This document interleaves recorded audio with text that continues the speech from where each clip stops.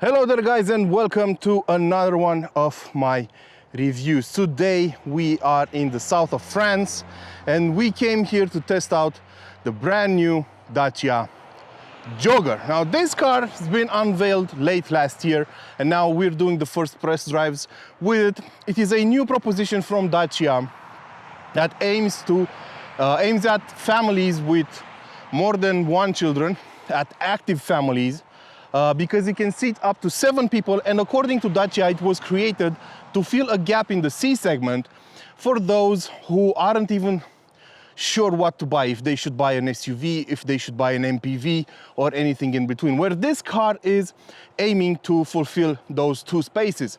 It's aiming to combine the two into one single car, and it's quite impressive actually. Let's take a look at the design and talk about its specs. So what we have here is a launch edition model. It's a limited run version. It's going to be called Dacia Jogger Extreme, and it's fitted with all the bells and whistles. Now, the design might seem very familiar to some of you because from the front it looks exactly like the Sandero Stepway. However, the differences will start popping up from the B pillar backwards, because that's where the car was heavily modified in order to accommodate 7 people. Now, you'll also notice the headlights with the Y shape, horizontal Y shape. You'll notice the black 16-inch wheels and the plastic cladding around the fenders. That's all normal. Now, what's not normal is the fact that we have this logo over here. It's supposed to say Extreme, but this is the new Dacia logo, which will be making its way on all the cars starting this year. All the models from the Dacia range will get the new brand image. In terms of size, this car has been pushed to the absolute limits of the CMF-B platform. It's 4.5 meters long and it has a wheelbase of 2.9 meters, all done in hopes of increasing the room offered inside. Furthermore, the ground clearance is 20 centimeters, so this should allow you to cover all types of terrain. Dacia has been improvising a lot because it wants to stay true to its initial purpose and goals, and that is to offer a car that is very easy to use and offers a lot of bang for the buck. So in that regard, you can notice that we have some bars over here that can be configured in different ways. Basically, you can remove this cap. There's a screw over here. You remove this screw and you can fit these bars the other way around. So that allows you to hook up any, I don't know, bikes, tricycles, anything you might want to take with you on longer journeys. I should mention that these bars are not included as standard on the cheapest models. In terms of design, the rear end looks very familiar, but I can't really put my finger on it. Maybe you can tell me in the comments what the Jogger resembles. But according to the design team, the taillights have been pushed to the outside of the car as much as possible for a simple reason: in order to allow the tailgate to be as wide as possible. Now, this opening has a width of 1 meter and the loading bay has a length of 2 meters. With the 7 seats up, this car has 160 liters of space remaining over here. But once you fold the seats, because as I said it has 7 seats, you can get 708 liters if you fold only the rearmost seats, and up to 1800 liters of usable space if you fold the middle seat as well. So you can fit a lot of stuff in here. As I said, nothing changed in the front side of the car up to the B pillar, and that includes the seats, includes the dashboard. They are exactly the same as you would find them on the Logan or the Sandero. All the options are similar too. We have the media nav here, which is the top multimedia system, which allows you to connect with Android Auto and Apple CarPlay wirelessly and comes with 6 speakers. The HVAC controls are exactly the same as you would find on other Dacia models and some Renault models. And even the contrasting stitching is the same. The main differences happen from the B-pillar onwards. As you can see, there is a loop over here. There's a gradual steep incline and the difference of 4 centimeters between the front window and the rear one. That's because Dacia wanted to offer as much space as possible for the passenger. So these are the middle seats, as you can see, 3 seats, and they offer a decent amount of space. You don't have a lot of knee room if you want to sit a 6 feet tall person behind another 6 feet tall person. The driver's seat is adjusted in my comfortable driving position. I'm 6 feet tall, about 250 pounds, and 2 people of my size can sit one in the back of the other without question. And you also get a surprising amount of headroom. That is actually impressive because most of the time I don't really fit in these kind of cars. And another important mention is the fact that the seats have been configured in an amphitheater setup. Basically, the second row of seats is higher than the front row, and the rearmost set of seats is even higher, so that every single passenger can have a look out the windshield. As you would expect, these seats are configurable. According to Dacia, you can adjust them in 60 different positions. But it's important to note that they can fold rather easily. Just pull this over here and the seat folds.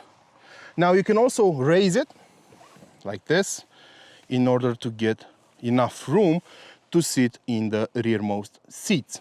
The access isn't exactly easy, especially for a person of my size, but I was surprised to notice that I have enough knee room over here. And let's see about the headroom.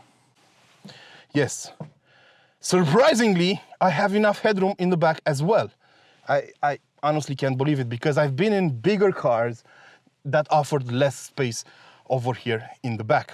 Furthermore, Dacia really took into consideration its rearmost passengers.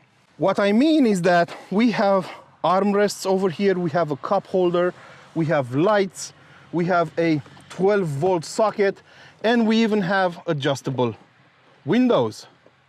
And that is just incredible. Of course, there is a problem, and that is the fact that you do sit with your knees rather high up, and on longer trips, if you're taller, you might have some issues. But if you have kids, they will be more than comfortable over here in the back. Now, let's hop in the driver's seat and see how this car drives and talk about the technical details. When you get behind the wheel of the new Dacia Jogger, you notice a couple of things straight away. First of all, you sit rather up high because you have a ground clearance of 20 centimeters, as I already told you.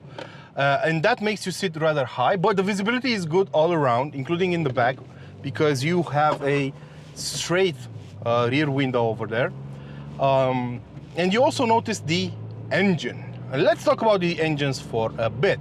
The Jogger will come only with petrol engines, no diesels over here, as the MCV version before it used to offer. At launch, you'll have only 2 choices, both of them 1-liter 3-cylinder units, turbocharged, one using LPG as well, and one using only gasoline. So both of them will come with a manual gearbox. The difference between them is that the LPG version will have a total power output of 100 horsepower and 170 Newton meters of torque, while the standalone gasoline engine will have 110 horsepower and 200 Newton meters of torque. This is a new engine in the range of Dacia. It has a bump of 10 horsepower. It's not that much more powerful. I drove both of them back to back and didn't notice a huge difference between them. There is a difference in terms of torque over 2,500 RPM, but it's small and not all drivers will notice it. And the LPG version comes to replace the diesel because it's going to be rather cheap to run because LPG, as we all know, is like half price compared to gas. And even though you burn more LPG, overall the costs are driven down. And with both tanks filled, with a full tank of LPG and full tank of gas, you should be able to get a range of almost 1,000 kilometers. So that's for those people wanting longer trips without stopping. Both come with the manual gearbox, as I said. There will be no all-wheel drive system offered on this car, which is weird for a car that's supposed to be for those adventurous people out there. But, I mean, it's modest, it's Dacia, so we can't really expect a lot. But the big news here comes in 2023, because that's the year when Dacia will launch its first hybrid vehicle, and it will be the Jogger. It will get the same hybrid powertrain as the Renault Clio E-Tech or the Arcana E-Tech. It's going to have 140 horsepower, a 1.6 liter naturally aspirated engine under the hood with an electric motor, and so on. So it's exactly the same with an automatic gearbox as well. So that's coming in 2023 if you want a hybrid, but I'm pretty sure it's going to be pretty expensive. But we're going to talk about pricing later on. As for this engine, this is the 110 horsepower version. It's enough for this car. I mean, Dacia didn't really design this car to win drag races and maybe the title at Le Mans. This is a normal family car that will get you to from point A to point B, maybe a bit slower, but you will get there for a cheaper price overall.